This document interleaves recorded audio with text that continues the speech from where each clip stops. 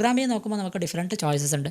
Obviously നമ്മൾ ഇവിടെ നോക്കാൻ പോകുന്നത് പൈത്തൺ ലാംഗ്വേജ് വെച്ചാണ്. അപ്പോൾ എന്തുകൊണ്ടാണ് പൈത്തൺ ചൂസ് ചെയ്തതെന്ന് വെച്ചാൽ ഒബ്വിയസ്ലി പൈത്തൺ എന്ന് പറയുന്നത് സിംപ്ലസ്റ്റ് പ്രോഗ്രാമിംഗ് ലാംഗ്വേജ് ആണ്. അതായത് പറയുന്നത് ഇങ്ങനെയാണ്, നിങ്ങൾ ഇപ്പോൾ കംപ്ലീറ്റ്ലി ബിഗിനറാണ്, പ്രോഗ്രാമിംഗ് ലാംഗ്വേജ് അറിയാത്ത ആൾ പ്രോഗ്രാമിംഗ് സ്റ്റാർട്ട് ചെയ്യുന്നുണ്ടെങ്കിൽ he should start with Python because Python simple to understand. Okay, അവിടെ നമുക്ക് ഒരുപാട് സ്പെഷ്യൽ ക്യാരക്ടേഴ്സ്, അതായത് കേർലി ബ്രേസസ് അങ്ങനെയുള്ള സംഭവങ്ങളൊന്നുമില്ല. അതായത് സിമ്പിൾ നമ്മൾ ഒരു ഇംഗ്ലീഷ് എങ്ങനെയാണോ എഴുതി കൊടുക്കുന്നത് ആ ഒരു രീതിയിൽ, ഒരു ലാംഗ്വേജ് എങ്ങനെയാണോ എഴുതുന്നത് അതേപോലെ തന്നെയാണ് ഈ ഒരു പൈത്തൺ എന്ന് പറയുമ്പോൾ. So obviously it is A simple syntax. പിന്നെ രണ്ടാമത്തെന്ന് പറയുമ്പോൾ ഒബ്വിയസ്ലി ഈ ഒരു മെഷീൻ ലേണിങ്ങിൻ്റെ കാര്യമായതുകൊണ്ട് തന്നെ ഒരുപാട് ലൈബ്രറീസ്, അതായത് മെച്യൂർഡായ ലൈബ്രറീസ്, ആർട്ടിഫിഷ്യൽ ഇൻ്റലിജൻസിന് ആവശ്യമായ മെച്യൂർഡ് ലൈബ്രറീസ് കൂടുതലുമുള്ളത് പൈത്തണിലാണ്. അപ്പോൾ നമ്മൾ വേറെ പ്രോഗ്രാമിംഗ് ലാംഗ്വേജ് കമ്പയർ ചെയ്യുന്നുണ്ടെങ്കിൽ കൂടുതലായി ലൈബ്രറീസ് ഉള്ളത് ഈ ഒരു പൈത്തൺ ലാംഗ്വേജിലാണ്. പിന്നെ വേറെ തേർഡ് വൺ എന്ന് പറയുമ്പോൾ വൈഡ്ലി യൂസ്ഡ്, നമുക്ക് ഈ ഒരു കമ്മ്യൂണിറ്റീനെ പറയുമ്പോൾ ആർട്ടിഫിഷ്യൽ ഇൻ്റലിജൻസിൻ്റെ കമ്മ്യൂണിറ്റീനെ പറയുന്നുണ്ടെങ്കിൽ മോസ്റ്റ്, അതായത് ഒരു 90% എന്ന് വേണമെങ്കിൽ പറയാം, അത്രത്തോളം ആൾക്കാർ യൂസ് ചെയ്യുന്നത്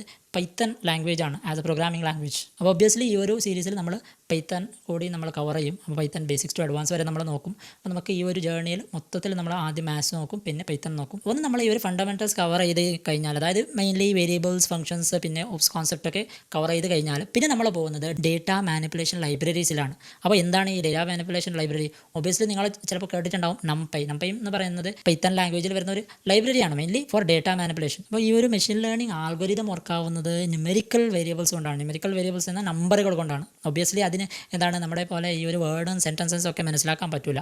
they all know the numbers. Okay, so ഈ ഒരു നമ്പേഴ്സിലാണ് ഈ ആൽഗോരിതംസ് ഒക്കെ വർക്കാവുന്നത്. അപ്പോൾ മെയിൻലി നമ്മൾ ഈ സ്റ്റോർ ചെയ്യുന്ന സമയത്ത് അവിടെ അറേസ് കാര്യങ്ങളൊക്കെ വരും. അപ്പോൾ ഈ ഒരു നംപൈ എന്ന് പറയുമ്പോൾ ഡേറ്റ മാനിപ്പുലേഷനിൽ വരുന്ന, അല്ലെങ്കിൽ ഈ ഒരു ന്യൂമെറിക്കൽ അറേസിനൊക്കെ ഓപ്പറേറ്റ് ചെയ്യാൻ പറ്റുന്ന കേപ്പബിളായ ലൈബ്രറിയാണ് നംപൈ. അപ്പോൾ നംപൈ യൂസ് ചെയ്ത് നമുക്ക് ഒരുപാട് നമ്പർ റിലേറ്റഡ് ആയിട്ടുള്ള ഓപ്പറേഷൻസ് ചെയ്യാൻ പറ്റും, specially for machine learning or artificial intelligence. ഇപ്പോൾ നംപൈൻ്റെ സ്പീഡിനെ പറയുകയാണെങ്കിൽ ഒബ്വിയസ്ലി ഈ ഒരു അറേ ഓപ്പറേഷൻസ് കാര്യങ്ങളൊക്കെ ബാക്കിയുള്ള പ്രോഗ്രാമിംഗ് ലാംഗ്വേജിനേക്കാളും നല്ല സ്പീഡായിട്ടാണ് ഈ ഒരു നംപൈ ലൈബ്രറി നമുക്ക് ചെയ്തു തരുന്നത്. അപ്പോൾ ഒബ്വിയസ്ലി നംപൈ ഇല്ല എന്നുണ്ടെങ്കിൽ നമുക്ക് ഒരു മെഷീൻ ലേണിംഗ് ഒരു എഫിഷ്യൻ്റായ രീതിയിൽ നമുക്ക് ചെയ്യാൻ പറ്റില്ല. അപ്പോൾ രണ്ടാമതായി വരുന്നതാണ് പാൻഡാസ്. പാൻഡാസ് എന്ന് പറയുമ്പോൾ നമ്മുടെ ഈ ഒരു മെഷീൻ ലേണിങ്ങിന് ആവശ്യമായ ഡേറ്റാസ് ഒക്കെ വരുന്നത് സ്പ്രെഡ്ഷീറ്റ് അല്ലെങ്കിൽ ഡേറ്റാബേസിൽ നിന്നാണ്. അപ്പോൾ ഈ ഒരു പാൻഡാസ് ലൈബ്രറി എന്ത് ചെയ്യുകയെന്ന് വെച്ചാൽ ഡേറ്റാസിനെ ഫെച്ച് ചെയ്യാനും അതിനെ ക്ലീൻ ചെയ്യാനും, അതായത് മെസ്ഡ് ആയിട്ടുള്ള ഈ ഒരു ഡേറ്റാസിനെ ക്ലീനപ്പ് ചെയ്ത് നമുക്ക് ഈ ഒരു ആൽഗോരിതമിൽ ഇൻക്ലൂഡ് ചെയ്യാൻ പറ്റുന്ന രീതിയിൽ ചെയ്യുന്നത് പാൻഡാസ് എന്ന് പറയുന്ന ലൈബ്രറിയാണ്. തേർഡ് കോൺസെപ്റ്റാണ് വിഷ്വലൈസേഷൻ ലൈബ്രറി. അപ്പോൾ അതിൽ വരുന്നത് മെയിനായിട്ട് രണ്ട് കാര്യങ്ങൾ നമ്മൾ നോക്കും. ഒന്നെന്ന് പറയുമ്പോൾ മാറ്റ്പ്ലോട്ട്ലിബ്, പിന്നെ രണ്ടാമത്തെ പറയുമ്പോൾ സീബോൺ എന്ന് പറഞ്ഞിട്ട്. അപ്പോൾ ഈ രണ്ട് ലൈബ്രറീസാണ് നമ്മൾ മെയിനായിട്ട് നോക്കുന്നത്. എന്തിനാണ് ഈ ഒരു വിഷ്വലൈസേഷൻ ലൈബ്രറി എന്ന് വെച്ചാൽ, അപ്പോൾ ഇത് നമ്മൾ യൂസ് ചെയ്ത് നമുക്ക് പ്ലോട്ടും ഗ്രാഫ്സും ഒക്കെ നമുക്ക് വരക്കാൻ പറ്റും.